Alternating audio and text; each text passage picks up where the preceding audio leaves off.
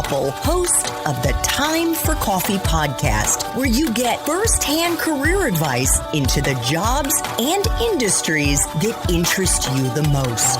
And before we start today's show, I have a quick favor to ask you. If you haven't already, I'd be incredibly grateful if you give us a rating and a review on iTunes. And if you're like me, you need to do it now because you'll forget later and because it's the best way to help others who may be in search of career advice to find this free resource. So press pause if you haven't done it and do it right now.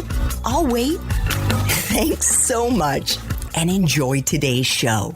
Hey there, Java Junkies. Welcome to another K-Cup mini episode of Time for Coffee. By the way, K-Cups come in 3 sizes, single, double, and triple shots, or roughly 1 minute, 5 minutes, or 10 minutes in length. So if you don't have time to throw back an entire caffeinated career conversation, these K-Cup mini episodes of T4C can give you a quick caffeinated fix, whether you're on the go or you only have a few minutes to binge. So grab your mug and take a chug, because it's time for a caffeinated career triple shot K-Cup with my guest, AJ Eckstein.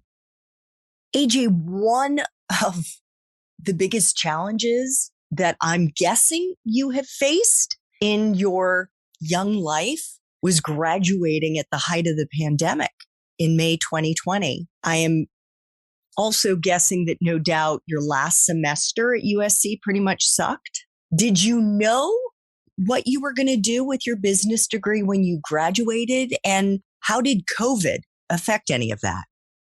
Yeah, it's a bittersweet moment for sure, because I was so excited. I actually signed my offer. So after Disney, I signed my offer for my full-time job at Accenture, the start of my senior year. So I knew about a year before I was supposed to start that I was going to work in strategy and consulting. And I was so excited, and I was living it up my senior year, and I was super involved, and I was just trying to spend time with my friends before we all left and went off to New York, LA, Austin, London, wherever it may be. And then I remember literally vividly, like it was yesterday, that it was a week before spring break, and there were some cases of the coronavirus around the world. And USC was one of the first schools to really start this and say, hey, let's just test going online. Let's see what that would look like. And we said, oh, that's so weird, but okay, we'll do it. And we did a couple of days of remote classes online. We went on spring break, and then the world shut down. It was on complete lockdown. We never came back to campus from that point of spring break. Never got to say bye to our friends. Our end of senior year completely went from in-person to remote. And I said, you know what? It's all good. At least we'll have graduation. Nope, I was wrong.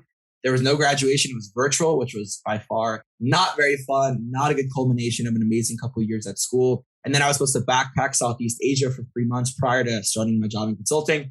Obviously, couldn't do that because the borders were on lockdown. And I said, you know what? It's all good. I'm moving to San Francisco for my job. Couldn't move anymore. There was no point to. I also had a 6-month job delay. Accenture was one of the companies where, and honestly, I think this was a great decision.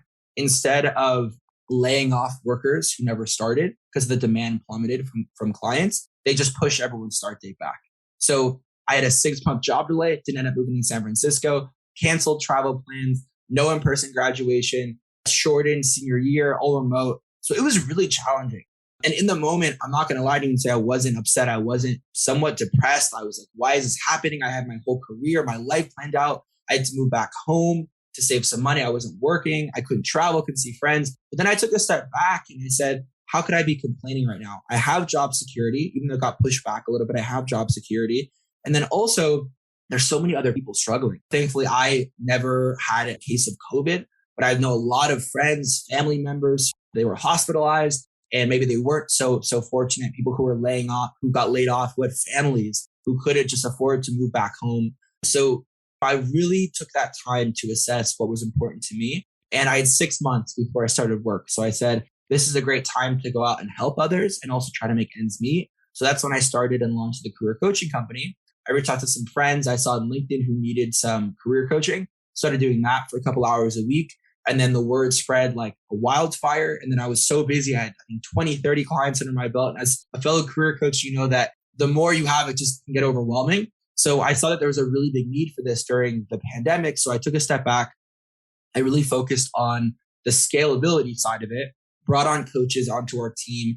And a lot of our coaches were recent grads who signed amazing offers at amazing companies, but had that job delay as well. Very common across multiple companies, especially any company in the services industry, whether it was investment banking, banking finance, consulting, accounting, whatever it may be. So we scaled it up. We had about 15 coaches. We worked with, I think, over 150 clients in about a year. And it was extremely rewarding.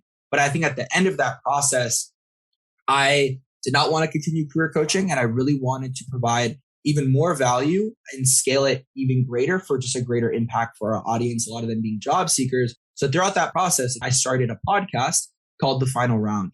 I'm kind of going on a tangent here, but I could definitely talk more about The Final Round. No, I totally want you to talk about it. And it is the most awesome name.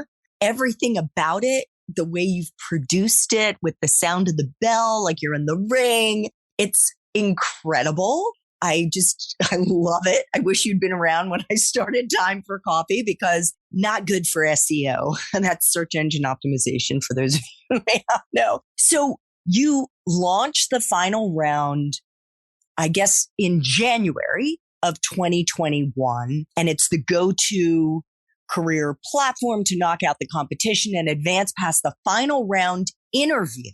Where did that idea come from, AJ? And I also want to ask you, because you have interviewed now a couple dozen recruiters and hiring managers from top companies in a range of industries, what some of your biggest takeaways have been from those interviews?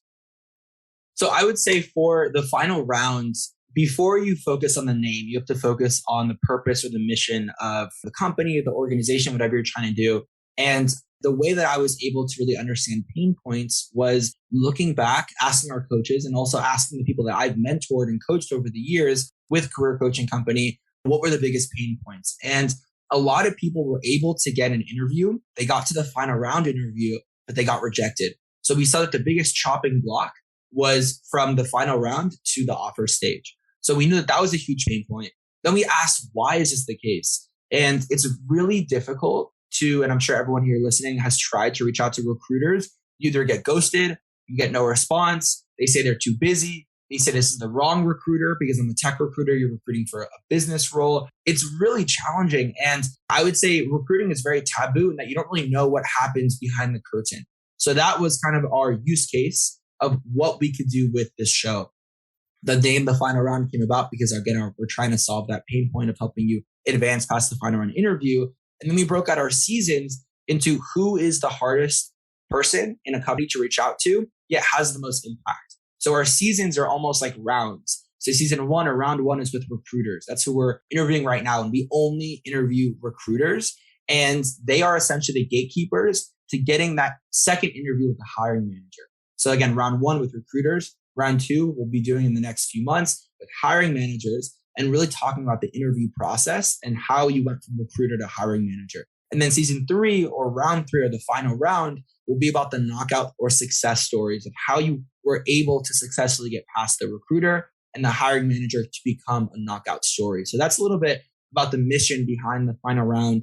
And we started our MVP or our minimal viable product, which is our podcast. We've grown into, if you just look up thefinalround.com, it's an overall career platform. So we have a couple different initiatives. We have a podcast, we have a website blog, we have long form and short form video. And then our new flagship newsletter, which is actually launching in the next 2 weeks, is Knockout Newsletter, and a way to just share content in a different medium. We also have a job board. We have a ton of different things. So we want to make it, again, all free for the job seeker. And it's been a really empowering journey, and our team cannot be just more awesome and more passionate. And I think we all share the mission to help others in the career and job search. So that's a little bit about the final round. I would say after spending probably 30 or 40 plus hours with recruiters from companies like McKinsey, Google, LinkedIn, Facebook, Airbnb, Netflix, Spotify, Goldman Sachs, and we've tried to cover essentially every company in every industry. I would say there are a couple of things that definitely come out as the biggest themes. The first one being that my favorite quote to this day is actually from episode 1. And I'm sure for you remember, I think almost at 1,000 episodes in for T for C, you remember your first episode like it was yesterday because that person took a chance on you. And there was nothing to go off of. They couldn't say, hey, could I listen to your show? Hey, what do you have in the catalog? You had nothing. And that for me was a huge moment. So we actually had a recruiter. His name is Bruce Mullen. Now he's a former recruiter at the Boston Consulting Group. And the biggest quote that I live by in my career, my professional journey today is network when you don't need anything. And I think a lot of people, especially in classes, in school, online, you're taught to network when you need a job, when you need a referral, when you need something from somebody else. But the best relationships are built in an organic fashion when you don't need anything. When you reach out and say, hey, Chief Java Junkie, love the podcast. I'm not asking for anything. All I'm saying is I love this past episode with AJ. I learned a ton. This is my favorite quote. Again, looking forward to staying connected. And it's just very organic when you do those things. I think the biggest thing you can do is also compliment others. People love compliments and don't ask for anything. And then if you engage with someone's content on LinkedIn and you follow each other after a couple weeks, couple months, then you can make your ask if you haven't asked. But a lot of times people just reach out and say, hey, I need something. I need your time. I need a referral. I need a job. I need advice. You become very desperate, very needy. So that's probably one of the biggest takeaways for me. The second thing is recruiters are known or are thought to be not on your side for candidates. And I think if you take a step back, recruiters and candidates have aligned incentives because a recruiter's job is to staff a role from the hiring manager with the most qualified candidate. So if you come in and you're a qualified candidate, be honest with your recruiter. Do your research, do your additional networking. They will help you. They also probably built the job description. They probably have built the interview questions. They work hand in hand with the hiring manager. So maybe they're not in the actual interviews with the hiring managers, but they can be your biggest advocates. So this is a piece of advice from our Airbnb recruiter, Marisa Jones. She said, lean more on your recruiters because a lot of people just use recruiters to schedule the interviews or to be a point of contact, but have them be almost a mentor or a coach. And obviously be respectful. Don't just say, hey, can you review my resume? Hey, can you spend 3 hours on the weekend? Be respectful. But if they know that you're the best candidate and you know for yourself that you're the best candidate, they're going to do everything in their power to help you. And guess what? You get rejected because it wasn't a good fit and you're more a marketer than a tech person. They're going to try to staff you in another role. So keep those relationships strong. I would say those two are some of the biggest takeaways that I've learned from the final round. Thanks for tuning in to this K-Cup mini episode of Time for Coffee. If you want to listen to our entire caffeinated career conversation, please check out the show notes for this episode. Thanks so much for listening to this latest episode of T4C.